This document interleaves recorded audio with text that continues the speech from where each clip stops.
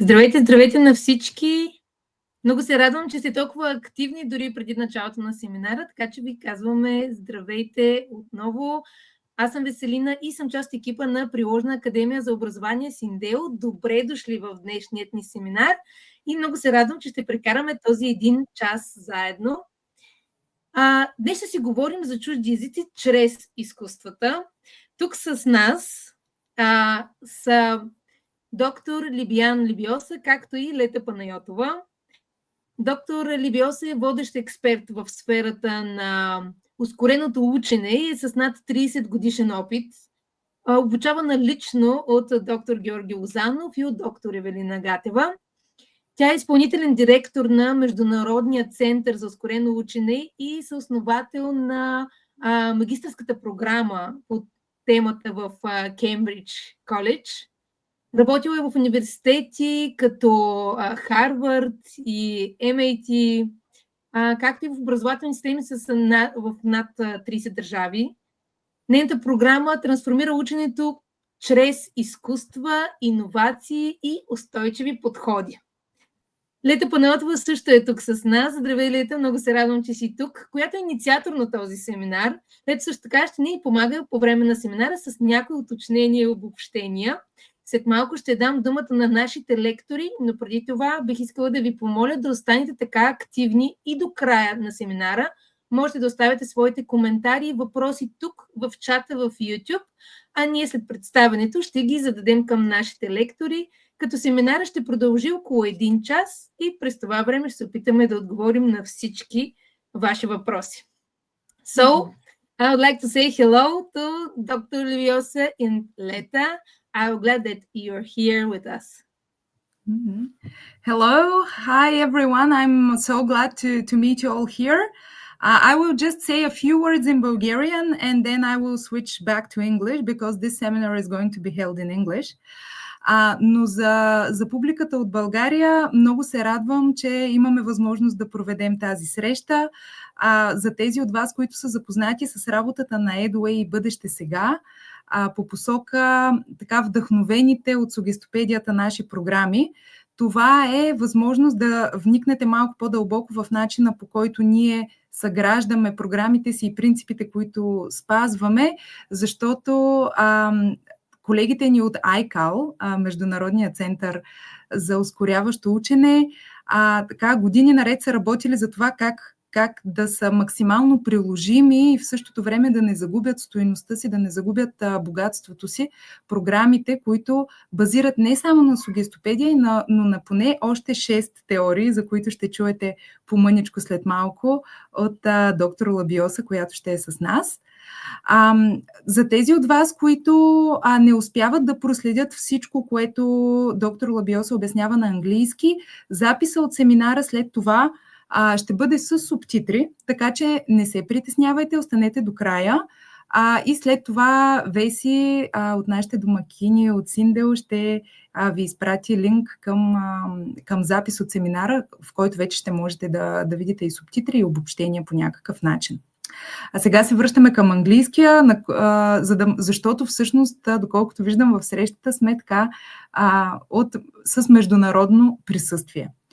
So it's an international meeting. We have audience from around the world, as far as we can see, and that's only normal because ICAL has been in more than 32 countries so far, as me and Dr. Labiosa often comment on. Very happy to meet you all, and I'm very happy that we'll have this hour to listen and to appreciate the way art can be used not only as time to have fun with the children, but as the actual carrier of learning and how we learn through arts, and not only how we take a break from learning through arts, but how we actually learn through arts. I've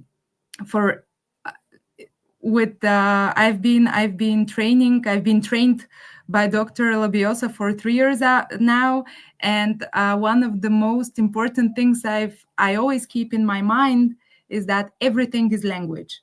So no matter what you teach, everything you teach can be seen as language. So even if you're not an English teacher or a Spanish teacher or a French teacher, listen for these gems that I'm sure Libyain will share with us that can help us work with novice students and with students who need to make progress on a topic that's new for them in any way. So I'll stop here and I'll leave the floor to Libyain, because I know that her presentation is long, rich, and full of interesting things to hear and see. So Libyain, the floor is yours. So happy to be here already. Well, thank you all for coming, and thank you for those introductions in Bulgarian. And I'll just jump right in as time is short. And I welcome you all, and I'm very appreciative of you spending your time with us. Like Letta said, it's very seldom that I do things like this. So you're lucky that you got to sign up and to participate. I've been in this field now since 1980, and I started in the field when I was a young professor at Harvard and MIT. And from there, I started writing letters to Dr. Lazanov, who is all yours in Bulgaria, because I was very interested in his work. And then I got an invitation to go to Bulgaria in the early 80s, and I got to meet him and Dr. Gateva, and that started a 30-year friendship, which helped me develop a methodology which we called accelerative learning, which was one of the only variants accepted by Dr. Lazanov that includes Suggestopedia as its core, but also includes other aspects from the West. So what did we do for all those years? It's 45 years now. We built internal capacity, and our favorite core group of teachers and trainers were language teachers, because when language, as you already know, you either do or you don't, right? So it's where the rubber meets the road. So either students learn the language or they don't learn the language. So evidence. It's very clear whether or not someone has learned. So language teachers, you're one of the most special kind of teachers in the world, as far as I'm concerned. And I've been to 32 countries and impacted over 1.2 million participants over the years. And I always come back to language teachers as my favorite group. So give yourselves a good pat on the back for being here and for continuing your craft and honing the art and the craft of teaching languages in your environment. And basically what we've done is we've created a way or a system of teaching that has become very highly effective, so that we achieved very, very high results. We guaranteed 85% success rate, but we normally hit about 92, 95% success rate. So we honed in on a system of teaching and learning that helped language teachers implement on a practical level the different theories that were out there. And it's all proficiency based. So the core of it is holistic education, and we take it into account all of the senses and the emotions and the body, mind, and spirit of the student. So this is the core of our system of teaching. And we look at language teachers as change agents. You are the ones that will make an impact and an imprint on the lives of your students. When students are in a language class, it's an unforgettable experience, right? Because all of a sudden you're somebody else. You're talking in a different language. You're laughing at jokes in a different language. You're doing presentations. You're making things. You're sharing. You're collaborating. Language teachers are the change agents of the future. Nowadays, we see a complete crisis in terms of teachers all over the world, but language teachers hold the secret and the difference to be able to make in people's lives every day that you teach. So again, in ICAL, we focus on proficiency. and looking at proficiency from the standpoint of neuroplasticity and neuropedagogy. So what does that mean? That means that we take a look at not only the psychology of the student or just learning about pedagogy, and we're really hip on lots of theories of Krashen and Lazanoff and Csikszentmihalyi and Gardner and so on. We also take a look at how the brain and the body function. So it's this middle area right in here, neuropedagogy. That's what we're focusing on. We focus on this ability to be able to change how the brain absorbs information and how the students become aware of everything around them in this new language that they're learning. So engaging the students in high-level proficiency. It's about then awakening all the senses of the students. The 5 senses that the students have are completely awake. They're almost like a live wire. What do we provide in our classroom that increases a sense of curiosity, taps into that sense of wonder, maybe even stimulates them to think about, well, wow, what are we going to do today? Maybe when you walk into the classroom, there's some beautiful music playing, and that's going to introduce you to something else that's going to be happening that day in the classroom. Or maybe you walk into the classroom and there's blue streamers on the door, and the students walk through the streamers and, we're going to be doing something with the beach and the ocean today. So focusing the students' attention and looking at the multiplicity of proficiency skills that are necessary. So we're looking at the student from the standpoint of what are their skills, what's their knowledge, and what's their attitude. This combination has worked very nicely for ICAL in terms of always achieving very, very high proficiency results, so that at the end of the school year, every student jumps a proficiency level. So if we have these big macro levels of proficiency and micro levels, we can assure ourselves that the students are going to move, which then gives the teacher a sense of accomplishment and something to celebrate at the end of the school year, because not only did you accomplish something, but the students accomplished something. It's visible teaching and learning. Like Dr. Hattie would say, you can see it, you can feel it, it's palpable. And that's what we do at ICAL, combining humanistic education with neuropedagogy, and then our good, strong, robust language skills of scaffolding and differentiation. How do we scaffold for the students? Because I'm sure you've had lots of different levels in your classroom, right? We don't always end up with a unified group of students that are all at the same level. We have to either bring them down, fill gaps, fill holes, bring them to a particular level so that at the end of that school year, they have achieved something palpable and visible, so that there's evidence that the students have moved a proficiency level. Teachers nowadays find scaffolding and differentiation a bit of a mystery, to the point where some teachers actually teach the language that they're teaching in their native language. So can you imagine teaching English using Bulgarian to teach English, right? That's not going to get as good of results as if we're always teaching English in English, or we're teaching Spanish in Spanish, or we're teaching Italian in Italian.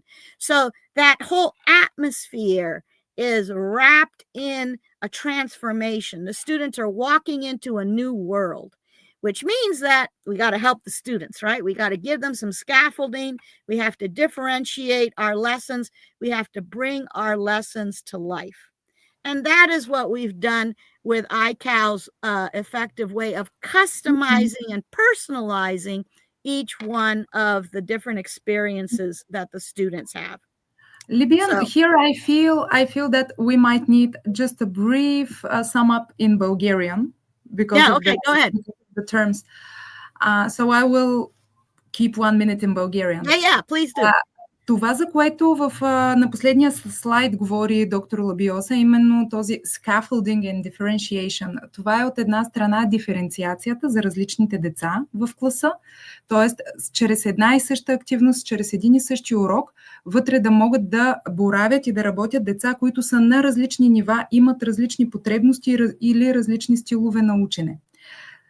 От друга страна, това scaffolding, това е как построяваме учещото преживяване. Как го градим като скеле. Той идва буквално от скелето. Не просто стълба за едно дете да може да мине по нея, а наистина скеле, в което различните деца със своята скорост да могат да намерят своето място и да могат да вървят заедно и като група, и всеки развивайки своето натурално говорене на този език. Все още си нямаме достатъчно добър превод на думата proficiency на български, но това е по-скоро свободното използване на езика, в което ние сме креативни на този език. Това исках да уточня на български, за да ви е по-лесно да разберете нататък, ако термините са чужди за вас. So that was it in Bulgarian. I think that it will be clearer on with the terms being... Good. Okay, no problem. Yeah, you just jump in whenever you need to. Mm-hmm. Yeah, we want to make sure we understand everything. So far what we've talked about then is we've talked about scaffolding, and you can see in the picture the little ladder. It's almost like scaffolding that holds up a building and supports the student, and then as they can fly by themselves, we can remove the scaffolding and they can stand on their own. We've talked about this issue of neuropedagogy, right? That is a combination of these three areas of pedagogy, psychology, and neuroscience. And we've talked about the issues of holistic education. So if you can imagine, these things combined are the skeleton or the structure of the system of accelerative learning. So what are we saying when we're talking about accelerative learning? That term sounds interesting, doesn't it? Are we really talking faster, or is there some kind of speed involved? Not really. What we're talking about is something more robust, something deeper. So it's almost like if you think about a cone, we're going deep into that swimming pool. And that's what's accelerative, right? So the action of moving through the material with a global perspective of teaching languages. At ICAL, we have become an imprint, if you will, of all of those that came before us. So I've worked with Dr. Lazanov, with Dr. Gatova, I worked with Dr. Gardner, with Dr. Csikszentmihalyi at the University of Chicago. So all of these theorists, all of these areas that were theoretical components of teaching foreign languages, what ICAL has done is implemented them on a practical application. What is something that the teachers can use right away when they go into their classroom on Monday? What are some of these strategies that we can think about that come with this global perspective that become almost like a template or a generic piece that we can then modify and customize to the different situations that we're confronted with in our classroom? And that's why ICAL has been successful in 32 countries. We look at proficiency. The teacher needs to take a snapshot of themselves. What is your proficiency in what you're teaching, in the language that you're teaching? And what is, click, click, a snapshot of the students? Where is their proficiency? So let's be clear on what proficiency means, because this is an integral part of this whole puzzle. Right? So proficiency is divided into these macro levels, right? Novice, intermediate, advanced, superior. There's even one up here called distinguished, right? Which is like an educated native speaker. But here's the catch. When we think about these macro levels, we also must think about the facets to proficiency. And this is where perhaps language teachers get lost in the woods. Okay, because in the facets of proficiency, we're looking at accuracy, which a better name for accuracy might be grammar, right? We're looking at text type. What kind of things can the students do in terms of text type, of reading skills? Can they do a role play like in the theater? Can they read a little story? Can they read phrases? Can they read whole sentences? Can they read a narrative? Can they read something that's in describing something? Can it be a sign? Where does the text type come in? Then we also know about global tasks and functions. And this is an old friend of language teachers all over the world. Even in old-time textbooks, you would always see sections in the textbook that dealt with global task and function. Can you introduce yourself? Can you go to a restaurant? All of those type of things that make the students come alive. Their eyes sparkle. Oh, we're going to do a role play. Everybody get their chairs together so that we can make a restaurant in our classroom. Or, oh, we're going to make believe we're on an airplane in the classroom, and we're going to put our chairs together and our tables aside, and someone's going to be the flight attendant, and someone's going to be the passenger, and someone's going to be the pilot. Or, oh, maybe we're going to go visit a museum. In fact, before we go to the museum, let's hear a story about the museum and look at some of the pictures we're going to see in the museum. And then we'll walk around the classroom and make believe the classroom is a museum. Those kind of aspects that combine all of these together, right? The global task and function, the context in which we're speaking the language or writing or listening to the language, the content, what is it that we're actually teaching, and the social linguistic culture aspect of the language is, of course, that juicy part, right? Where people really feel like they're in an English-speaking country, or they're in a Latin American country, or they're in Paris, okay? And then the accuracy and the text type. This is extremely important because the basis of accelerative learning functions around proficiency. Like Letta said in the beginning, even if you're not a language teacher, proficiency is proficiency is proficiency. Are you proficient in math? Are you proficient in science, in geography, in civics, and all of the different subjects that are presented to you? Are you a professional person that works in an oil field and you need to be proficient in English for special purposes based on the language that you're speaking on the oil field with your supervisor and your manager? So with proficiency, we need to build a solid foundation. And this is where a lot of times teachers find themselves, flapping around in the ocean because they try to go too fast, right? Because this part's easy, isn't it? You can see even in the picture, it's just a little tip. But that little tip is going to hold the weight of this entire pyramid. Okay, so that little tip is going to hold the weight of the intermediate speakers, of the advanced speakers, of the superior speakers, and even the distinguished speakers that might be able to work in an embassy someday. So that tip is not to be underestimated. That tip, novice low, novice mid, novice high, is going to get your students to the point where they could pass an IELTS test, is going to get your students to the point where they could go to a foreign country and participate and talk and be active in that country. So these macro levels are then divided into low, mid, and high. And these thresholds, as you can see, the darker line are where it gets tricky.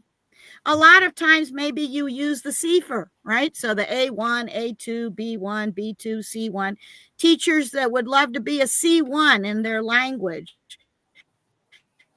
but they're stuck in that B2 and they just can't get up to that point. Perhaps there were gaps, right? Or perhaps this whole pyramid is lopsided and we use too much grammar, or we use too much text type and we didn't bring in these other functions. So think about proficiency as the crux of the issue. This is what's going to give you the wings to fly and soar. So think about it then, and going deeper into it, right? We're going to go into more robust aspects as 5 different categories. How we can communicate, what we're communicating, what are the different connections we can make in the language class to real life situations. The more real it is, the more the students enjoy it. I'm sure you've all experienced that even teaching small children, and we're going to make believe we're going to cook something. Oh, everybody can go and get a few rocks, and this is a frying pan, and that's a spoon. It may not look like that to the outside eye, but because the student says, I name you a frying pan and a spoon, you are that, right? So therefore, what are the connections we can make in the language with real life? How do we communicate with the students? What aspects of the culture of that country or of that whole area? So if you're teaching English, can you bring in streams from England, from the United States, from Canada, from Australia, from New Zealand, any English-speaking country? If you're teaching Spanish, can you bring in elements from Spain and Latin America? What's the content that we're teaching? Can we create a ripple of this content and build and grow it little by little with the class? And what's the level of cognition of your students? What is their developmental level? If they're kindergarteners, what do they need in terms of content and communication and culture and connections? What is age appropriate? The combination of age appropriate and proficiency level, right? So hasn't that happened to you? I'm sure it's happened to you, where you've had a particular grade level. Let's say you're teaching fourth graders, but they're not intermediate yet. They're probably novice low. Oh my goodness. So you have to be able to take a look at what are the age appropriate aspects, the grade level aspects, combined with what is their proficiency. That combination then is going to help propel them to the next levels. So these aspects then can be looked at in terms of what can they actually do with the language. Accelerative learning is very practical. Yeah. What can you actually do? How can you actually use your language? So it's not enough to be able to just name the colors and the shapes and the sizes, but how can we describe them? How can we use the colors to describe something that we just drew with some crayons? How can we draw a picture and then bring it in the classroom as our personal prop? I'm going to do a presentation about this. I drew it, so therefore, that's my presentation. Right? That's the best presentation there is because I made it. The makers of the world, discovering things, exploring things, making things. These are the aspects we can bring into the English language classroom or any foreign language that we're teaching so that the students have a sense of what's real. Right? So what can you do? Celebrating the accomplishments of the students, and that in of itself is going to build on this foundation.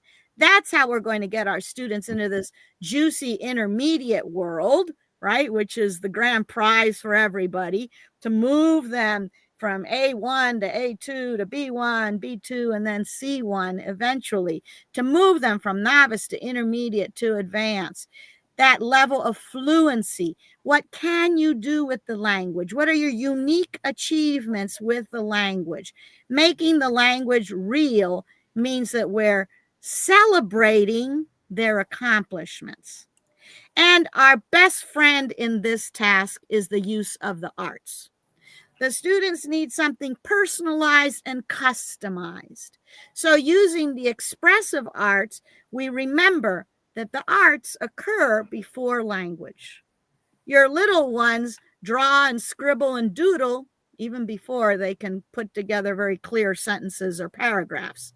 And that's in their native language. Can you imagine a new language? Drawing then becomes an extension of the brain, a way that we can express ourselves. And as we express ourselves, our proficiency unfolds like kneading bread. We can actually see that unfolding. Have you ever been to a fabric store and you get those huge big bolts of fabric and you take them over to the table for them to be cut up, and the lady helping you just throws that bolt and all the fabric unfolds on the table? You had that happen to you? When that fabric unfolds, that always reminds me of the proficiency unfolding out for the students. What can they do? What are they comfortable with? What's a little bit of a challenge? What's a good challenge? There's always things where they're stretching. They're stretching because they want to communicate. They figure it out on paper first, and then they're able to talk about it. Mm-hmm. So that's what we're looking at when bringing in these elements. Elements of observation, visible thinking. If I show you a picture and I ask the students, what do you see? Or what do you think the little girl is saying to her mother? Is she saying anything, or is the mother saying something to the little girl? Do you think that her favorite fruit are the apples and the peaches? Or perhaps it's the grapes? What do you wonder about this picture? How do we make thinking visible in the new language? The arts are your friend. Perhaps it's one of the masterful gifts that Dr. Gatava has given us to include the expressive arts in our teaching and learning. Why language? Why do you think that we use language in these examples? It's because now you don't and now you do. It's very clear. There is no gray area. They either do or they don't. And you, as the language teacher, your job is to find out that middle ground. How do I move them into the area where they can express themselves, where they can communicate and they can share their inner thoughts? Visible thinking then yields to creative thinking processes, which yield to problem solving. I'm sure that you've all been confronted with this in school, where perhaps your headmaster or the director of the school or the new mandates of the school are problem solving in the language class.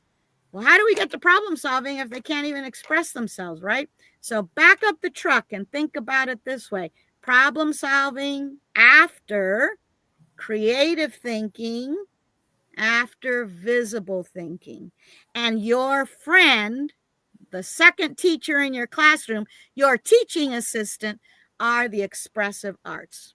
So we think about expressive arts when we think about music, singing, dancing, movement, drama, role playing, drawing, using different multimedia to be able to express ourselves, crayons, clay, paint, pipe cleaners, all kinds of materials that we can use, chalk, charcoal, ink, different kinds of paper, tissue paper, cardstock that's tough, that feels rough to the senses when you put your hand over it, or soft paper, newsprint, pages from an old book that maybe somebody threw in the garbage. You can grab those pages and make them part of a collage for the students. So these become elements from which the students want to express themselves. They want to share something with you. Forever and ever in language classes, we've always sung songs, but how's about if the song was shifted? If the words of the song related to the content that we were teaching? How's about if you put some new words to a familiar tune? How's about if we use classical and Baroque music that is very carefully orchestrated as we read a text in a concert reading? How's about if we create movement to express ourselves and then our classmates have to guess what we were trying to communicate? Total physical response, a sense of drama. What are the different types of tools that we can borrow in order to communicate? Remember, the main objective is communication. So how can we use any of these tools available to us? The classroom environment itself as a vehicle for communication. How do we set up the tables in the classroom to tickle their curiosity and waken up their sense of wonder and make them want to know, well, what are we going to do today? This is going to be exciting. It even looks exciting as I walk in the door. Everything you do, every second of the day that you are teaching is a vehicle for communication. That's why language teachers are the core for any other profession in teaching, because you know how to get to this point of communication. That's why it's so vital that we teach the language that we're teaching in the language that we're teaching, that we resist the temptation of going into the native language, but we stick to the language, the new language that we're doing. Some of our students, here are some pictures of some of our students. We think of it as a spark, And one of the first practical application tools that we have for teachers to use in the classroom is something we call growth sparks in nature. And just as the word suggests to you, we're using natural products, natural items as the props and as the materials that the students will use in their classes.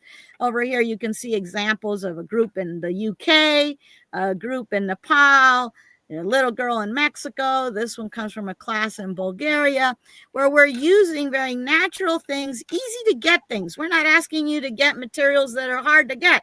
It's easy. Go outside, you get some leaves. Oh, but what could we do with some leaves? My goodness gracious. We could have a whole plethora of different activations that we can do with that, whether or not they're painting and drawing, or they're making their ABCs, or they're sorting, all kinds of different types of things. The idea here then is to engage the students. Wherever you are, just move in your chair a little bit, move closer to the screen. Engage the students. What does engage the students mean to you? How do you organize your materials? How do you organize your time with the student? Thinking of organization as a vehicle toward transformation. Our idea is that we want the students to transform to that person that speaks that language.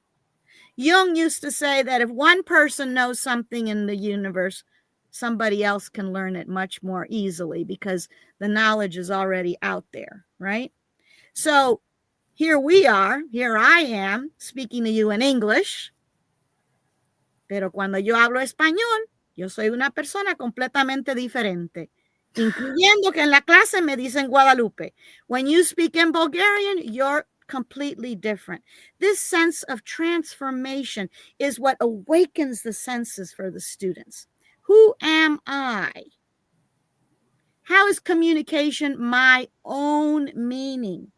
If I have a picture and I'm going to tell you about this lady, what I tell you about the lady, I own it. It's my agency. And the fact that I'm telling you that in a new language shows my transformation. It's evidence to you that something is happening here. You're engaging me in body, mind, and spirit. That's the essence of accelerative learning, right? We keep the students very busy in our classes. We have them doing lots of different things. You might have a workbook. You might have a textbook, right? You might do some active activities. They may do writing, reading. Oh, the 4 skills. Uh-oh.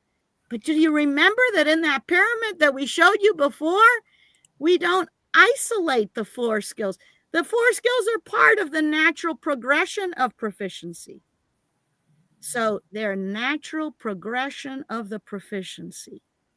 These aspects up here are the combination of what we call proficiency. So when we're keeping the students busy in the classroom, we're giving them a reason to express themselves in the target language. They want to do that presentation. Maybe because you said they only have 5 minutes to prepare, so they have to work in a hurry. Maybe because you said, oh, we've got to be able to use some yarn and some crayons and some tissue paper and glue. So they're thinking to themselves, oh my goodness, what kind of strategies can I use to make those into a puppet and then show my classmates that I made a puppet that's going to be doing a presentation in Italian? Okay. What is hands-on and brain on? That's the secret of accelerative learning. Hands-on and brain-on, simultaneously looking at each other. 2 sides of one coin. Dr. Lozanoff would say that there are 3 means to suggestion. Everybody want to put up their fingers like this so you can see them yourself in front of your eyes and in front of your screen. One of them are the psychological means.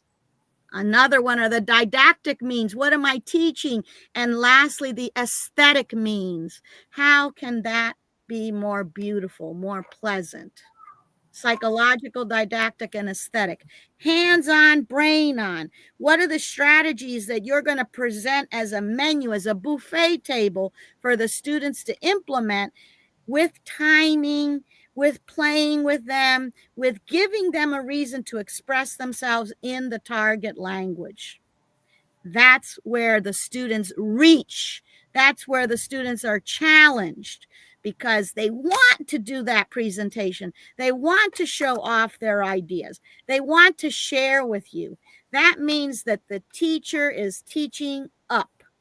You're reaching higher and higher levels of teaching and learning.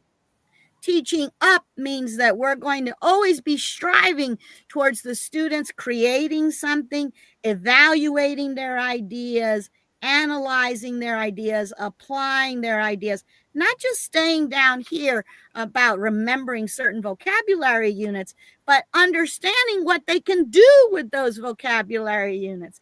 If I have all the words for the fruits and vegetables, how can I apply those in a skit or a role play of we're going to a restaurant, and in the restaurant, they're famous for making smoothies that use fruits and vegetables.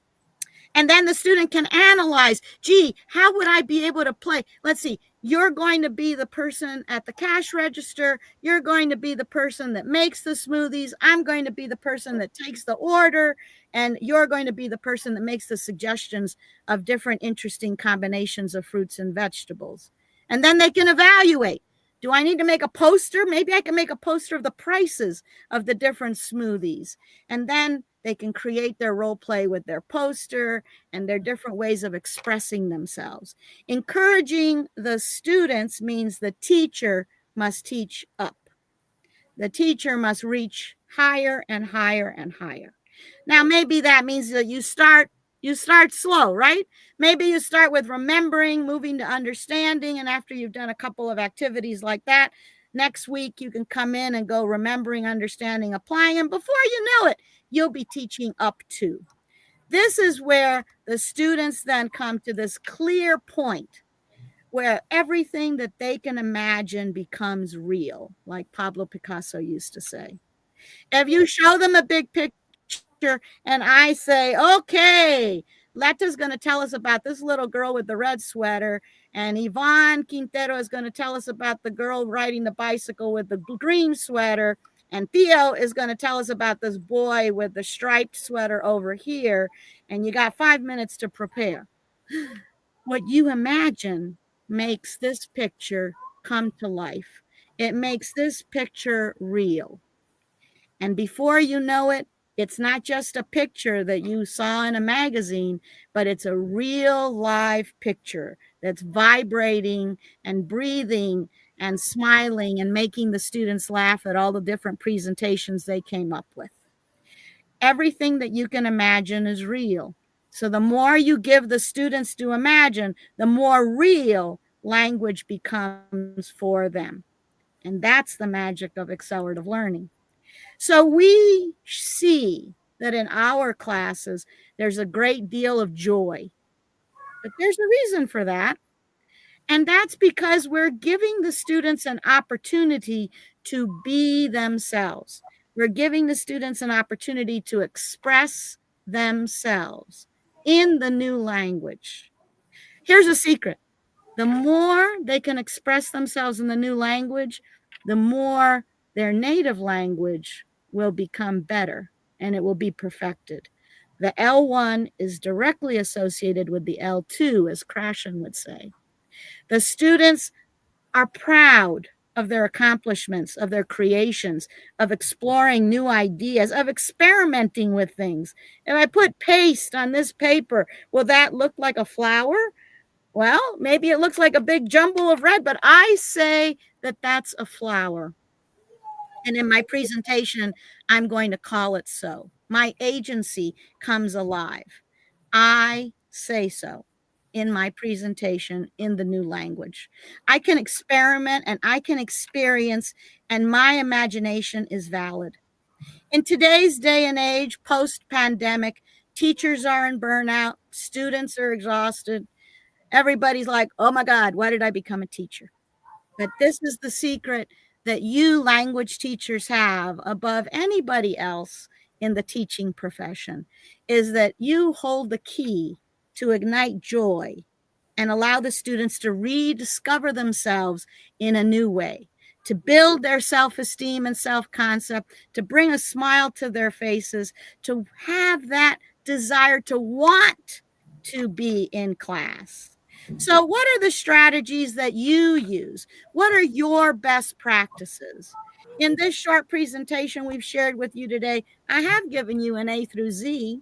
So maybe you could go ahead and jot it down on a little piece of paper, all the different strategies that we've shared with you today. And hopefully we'll see you again in another presentation where we can go deeper, right? But think about, more importantly, and understand that it does take a spark. And what sparks you is going to be what will eventually spark your students. And I invite you in the chat box to please share with me what does spark you and what new thing you learned here today with us. And thank you so much for being here. And I'm sure we'll have a little bit of time to answer some questions. Thank you. Thank you so much, Libyan. I've listened to bits and pieces of this presentation so much, and I've been talking to you about this so much, and every time I'm just so happy that we have the chance to really take a breath as teachers and say, wait, on top of it, everything, all the chaos there is in the system and at school and in the life of a teacher, there are these moments when you come back to these really sacred truths that you give joy, and you can make people, our little students or older students, feel better about themselves, be more confident, and really feel that they have something important inside that is important for someone to hear. And I've seen it. I've seen the results with students many times, to what Libyan was talking about in this presentation. And I was going to share to you that luckily for Bulgarian audience, but not only, in the USA as well, and in Mexico as well, we'll have this international, let's say, training, online and blended training this summer. It's a big surprise for everyone. And to whoever that might have been interesting, and to whoever would like to listen to Libyan more, tomorrow, along with the information about this seminar, Vesi will send you also links that can tell you more about our training and about how you can go on revealing the world of ICAL this summer with me, with Libyan, and with our colleagues from Bulgaria, from Mexico, and from the USA. But I'm sure that there are some questions. Vesi, do we have them? Do we have questions? Yes, actually, we have comments. But first, I would like to thank you for this great presentation. I'm glad that you're here and share with us all this information. I know that is a lot, just for around 1 hour, but this is the short time. Okay, about the comments, we have hello for everyone. Thank you that you'll be here. Iana have a comment. Amazing. The most food you give to students, imagination, that more real it gets. Milena told, thank you very much. In the interesting presentation. Anelia said, thank you. Thank you a lot. If you have any question, you can ask your question here. You can read them in the YouTube, in the chat, and we can ask our presenter. Okay, I have one question. I can ask for Bulgaria, and later will help me to translate. Okay. Добре, споменахме по-рано, че имаме различни ученици в различни етапи, които идват от различни места, така да кажем, от частни детски градини или от школи. Споменахме някои от нещата, които можем да направим, но как да се справим с претоварването на класа и с децата, които не са на едно и също ниво? Да, този въпрос абсолютно адресира отново това построяване, този scaffolding, за който говори Либян. Либян, the question is, if we get, let's say, first graders come to school, they need to learn English, but we have children who are at different levels. Some of the children have been to English kindergarten and they speak very well, and we have children for whom English is a total newcomer. They've never heard it if it's possible to never hear English nowadays. But how do we as teachers deal with the different levels of our students and the different proficiency of students, especially when we work with children? Mm-hmm. Yeah, that's where the arts come in handy, because you can give the same assignment, right, or the same task to the whole group. But then when it comes to the point where each student is going to present what they've made, that's when each student is allowed to reach their level. And then the teacher can create this sense of scaffolding that helps all of the students understand and communicate. So you're looking then for their level +1. So you, the teacher, will guide the students at what's the level supposed to be +1. And then you're encouraging the other students, and they can do that when they do their presentation, to reach their level +1. Mm-hmm.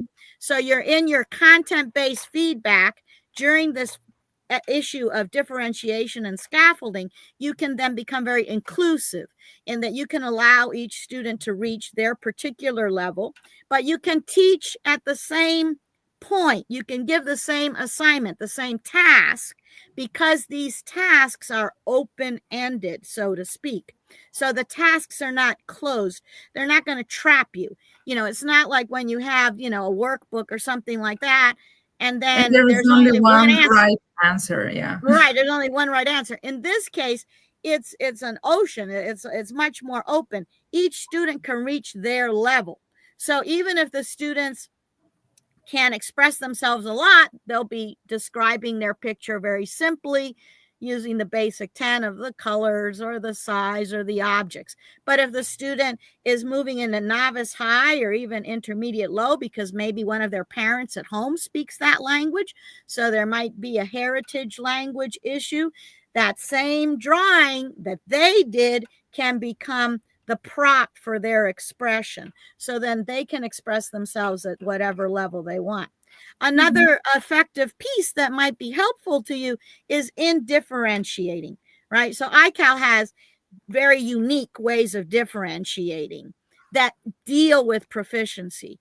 But one of the most simple ways of differentiating is your groupings, right? So maybe one time you can put one of the students that's higher with the lower students, and then that higher student is like a little junior teaching assistant, right?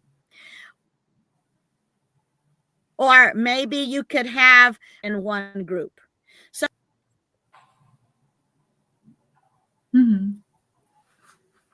Yep. Did that answer the question? Yeah, I think so. It's for me, it's always been very.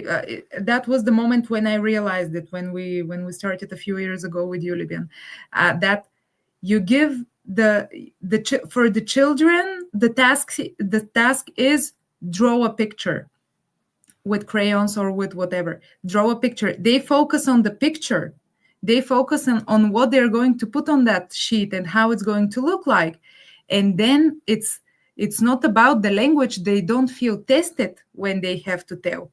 They just talk about what they've done. They're proud of their pictures. And it's very interesting how actually the painter of the class, they might be perfect in drawing. They might be so good at drawing, but they're not proficient enough yet. Even. Right. So they are good in one thing, they're good at the art thing, they're not so good yet in the language, but they feel that to tell all the story of their picture, they need to talk more, to speak more. They have to remember or to ask for a word, and it's a trigger for them themselves. Or the other way around, maybe you have a child who's not very good at drawing, but they can tell the story of this dot and this dot talking to each other, and there's a big mess between them because they got in a fight or something like that. So it makes all these levels and how we categorize children very blurry.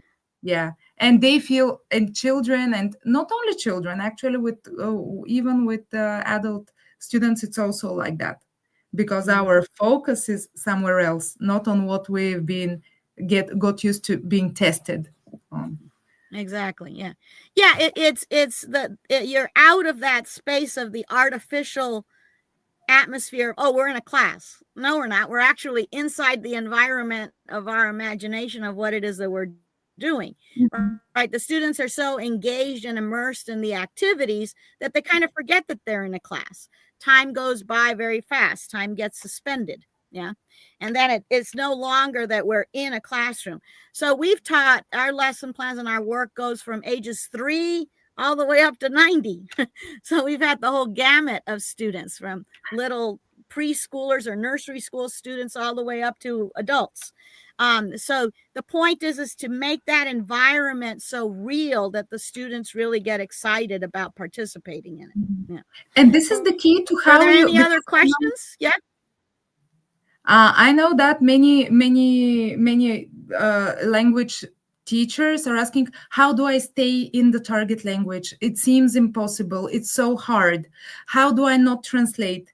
It's in Bulgaria, it's a very common thing to see in a language classroom for any language to be translated. And yes, if you don't have the environment around you, if you don't have the visual materials and something to touch, it's very hard to stay in the target language. But for me, to teach you the first lesson of any textbook, that would be, let's say, objects that we find in school, if I have it next to me, I can tell you, oh, a felt pen, a pencil. And you don't need to translate it because people see it. And it's the same with a picture. It's the same with a work of art that Libyain showed you. Maybe someone doesn't understand some kind of a color, let's say, but you can show the color, or they can show you. Maybe they don't know the word, but they show you and they ask you, and you can feed them the word directly in English without any need to actually translate. So this is how we stay in the target language. We just need not to make it sound simple, but we need the environment, we need the visual part that Libyain so much talked about. And of course, we need to be, as teachers, very precise in how we pick our activities, having in mind the level of the child and what they can actually do and what sparks them inside, and what is this +1 and where am I leading actually my group.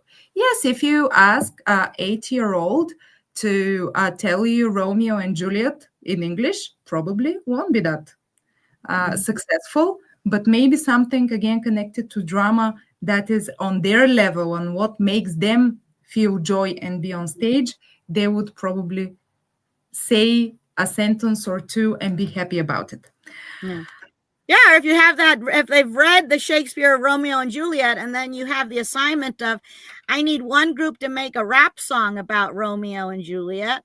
I need another group to make some posters about Romeo's family, and another group to make some props that we might see in Juliet's bedroom, because after all, she was in that balcony and stuff. So what was going on behind the balcony? And you intrigue them. What's going on with that, right? Oh, I don't know. Maybe I'll think about that and get together in my group and figure that out. So the role of the teacher has to shift a bit, right?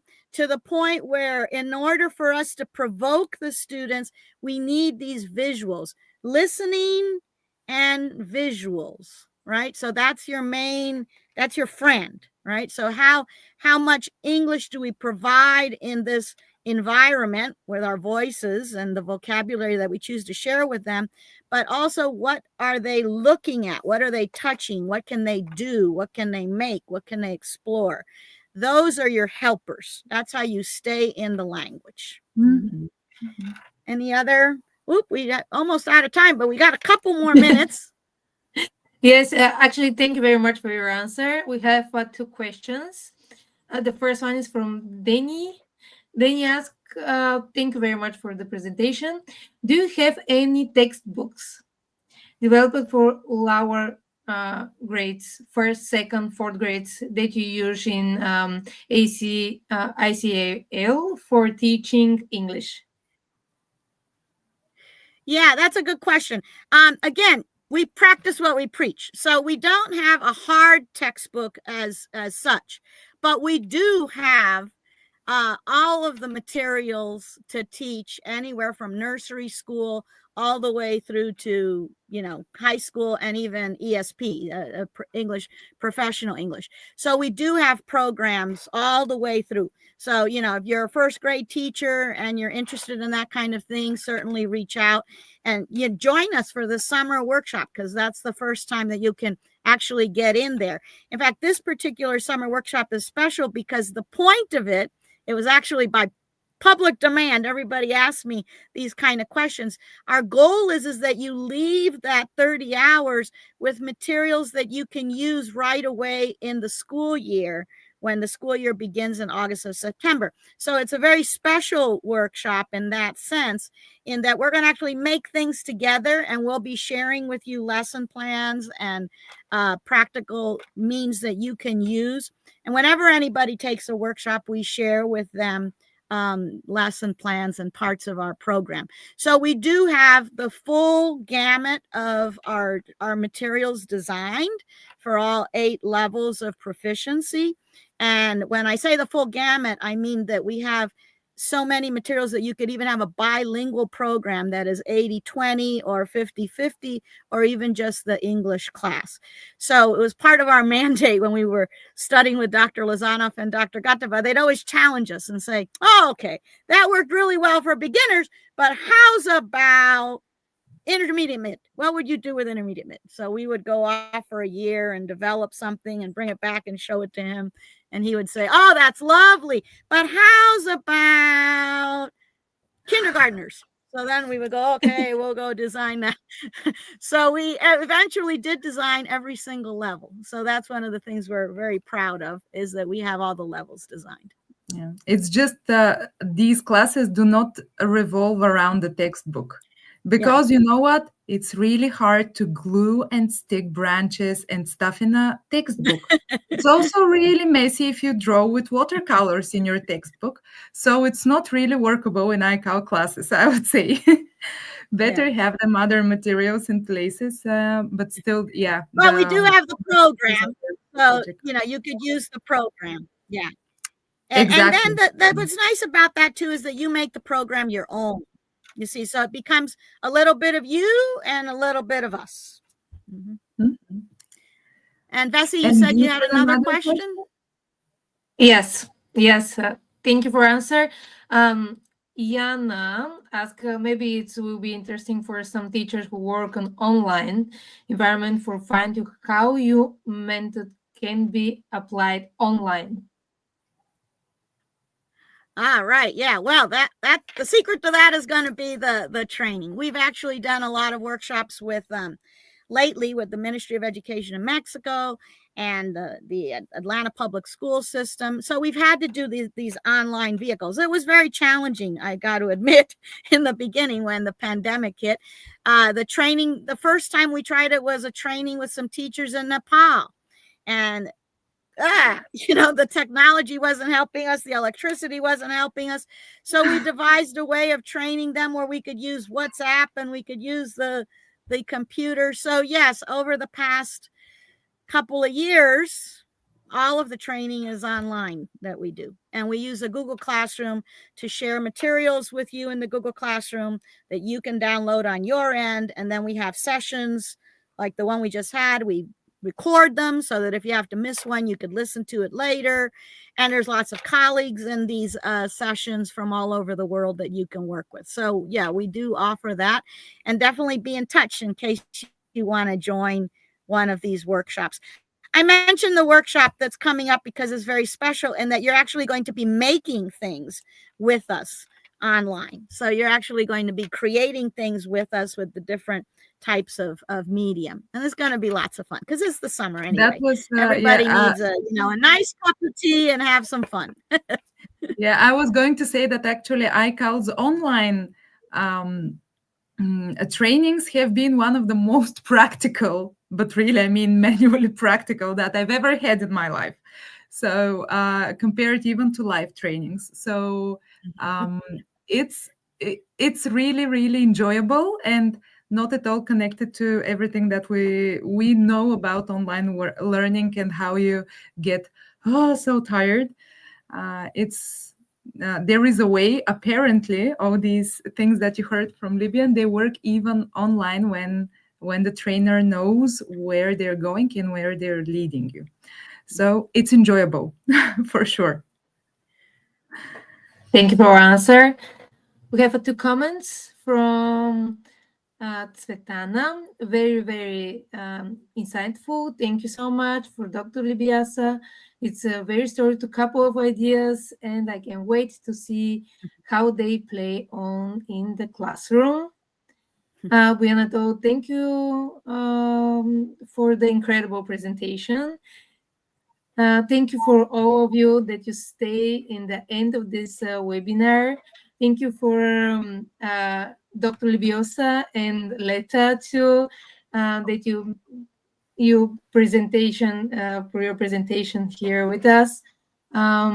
If you want to, because we don't have questions right now, and it's a little bit after 8, and do you want to say the last word before you ended this seminar? Okay. Well, thank you very much. I really had fun. Like I always enjoy working with language teachers, so I appreciate that. For me, it's lunchtime here in Atlanta, so I know for all of you, it's the end of your day. So I also appreciate you participating because I know you probably have had a long day and then you've come here to share with us. So I hope that you all got some good ideas, and please remember to go ahead and fill that out for yourselves, because I'm sure that there were a lot of things that we shared here today, and reflecting back on it is the way that we make an imprint on our long-term memory. So go ahead and make sure to fill that out for yourselves based on everything that we shared with you today. And I look forward to seeing you again. So please be in touch. Our email is there. And like Leta said, Vesti will be sending you another link in case some of you want to join in for the summer. It'll be lots of fun. And thank you very much. And I wish you all success with your work. Thank you. From my part as well, I will allow myself a few words in Bulgarian as a wrap-up. Благодаря на всички от България, които се включиха в днешния семинар. Можете да ни намерите на посочения имейл. Както казахме, Веси заедно с записа от семинара ще ви изпрати информация и за предстоящото онлайн, то ще е така, онлайн обучение с срещи на живо, в които да работим заедно. Но освен това можете да пишете на мен, Лета Панайотова, така ще ме намерите и във Facebook, и във всички почти социални платформи, ако имате интерес към темите на днешния ден или това как може да продължите да навлизате в света на ICAL, който наистина е една вселена, която се струва да бъде вдъхновяваща и би била полезна за всеки един учител. Много благодаря и на Веси, и на любимата ни платформа, която отново приютява един, смятам, значим за България семинар. Благодаря много. И аз много благодаря. Пожелаваме ви лека вечер, до нови срещи, до следващия семинар с Индел или до следващото обучение.